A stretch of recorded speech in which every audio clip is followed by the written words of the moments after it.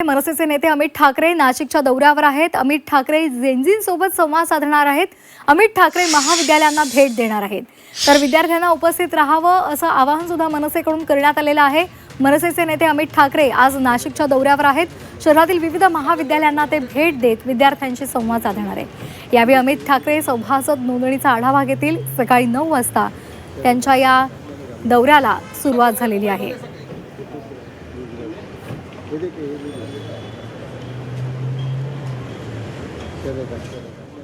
अधिक माहितीसाठी जाऊयात नाशिकमध्ये आमचे प्रतिनिधी योगेश खरे आपल्यासोबत जोडले गेलेले आहेत।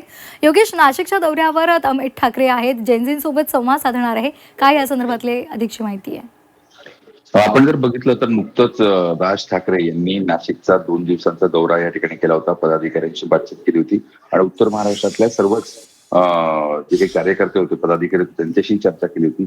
एकूण जर आपण बघितलं तर मनसेला उर्जितावस्था पुन्हा आणण्यासाठी किंवा जेनझीला आकर्षित करण्यासाठीचा प्रयत्न हा मनसेकडून त्यावेळेसच करायचं ठरवण्यात आलेलं होतं आणि त्यानुसार आता आपण बघितलं तर अमित ठाकरे हे नाशिकमध्ये आलेले आहेत आणि ते युवकांशी संवाद साधण्याचा प्रयत्न करणार आहेत। आपण दिल्लीतलं जे काही आंदोलन नुकतंच झालेलं आहे, नाशिकमध्ये सुद्धा जे काही आंदोलन झालेलं होतं, त्या पार्श्वभूमीवर आता जेनझी ही एक मोठी ताकद म्हणून समोर येणार आहे आणि राजकीय पक्षांसाठी एक महत्वाचे ऍसेट असणार आहे आणि त्या दृष्टिकोनातून अमित ठाकरे आता या सर्व युवकांशी संवाद साधणारे, त्यांचे प्रश्न, त्यांच्या समस्या, त्यांच्या महाविद्यालयीन समस्या हे सर्व जाणून घेण्याचा प्रयत्न करणार आहेत। जवळजवळ नाशिक शहरातले 6 ते 7 महत्वाच्या कॉलेजेसमध्ये त्यांच्या दौऱ्याला 9:30 वाजेपासून सुरुवात होईल, तर दुपारी 2 वाजेपर्यंत त्यांचा हा दौरा वेगवेगळ्या विद्यार्थ्यांची चर्चेचा असेल। त्यानंतर दुपारी 3 वाजता ते पत्रकार परिषद घेऊन एकूण जी काही चर्चा विद्यार्थ्यांची झाली त्या पद्धतीचं मनोगत ते पत्रकारांशी हे करतील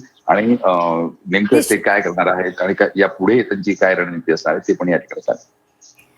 अगदी त्यामुळे आता जेनझींना घेऊनच या पुढचं राजकारण होणार आहे हे मेळाव्यादरम्यान राज ठाकरेंनी सांगितलेलं होतं आणि त्यानुसार आता नाशिकमध्ये अमित ठाकरेंनी तरुणांशी संवाद साधण्याचा कार्यक्रम सुद्धा आयोजित केलेला आहे। महाविद्यालयांना भेटी दिल्या जात आहेत आणि दुसरीकडे राज्यभरात महाविद्यालयांमध्ये सदस्य नोंदणीचा कार्यक्रम सुद्धा सुरू आहे। त्यामुळे या एकूणच वाटचालीकडे पाहता येत्या काळात मनसे कशा पद्धतीनं पुढे जाणार हे पाहणं सुद्धा महत्त्वाचं आहे। धन्यवाद योगेशजी, आपण दिलेल्या सविस्तर माहितीसाठी।